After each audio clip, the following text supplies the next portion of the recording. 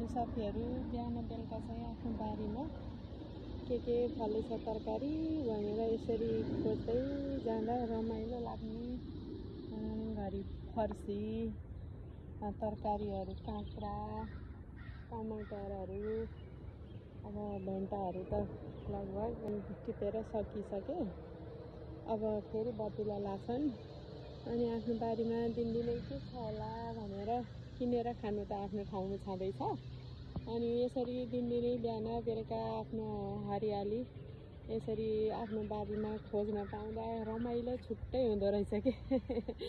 अनि यसरी खोज्यो तरकारीहरू अनि लिएर आयो। यसरी अब बिस्तारै फल्दैछन्, सुरु हुँदैछ। घिरौँला नि माथि गर्दैछ। फर्सीहरू फलेर खाइसकिएछ। अब कुटे करेलाहरू फल्दैछन् अनि घिरौँलाहरू माथि जाँदैछन्। अनि खुर्सानी भेन्टा अनि यस्तोहरू आफ्नो बारीमा चाहिँ यसरी डुल्न पाउँदा के फले रहेछ भनेर यसो हेर्न पाउँदा रमाइलो छुट्टै लाग्ने रहेछ साथीहरू। अनि त्यही भएर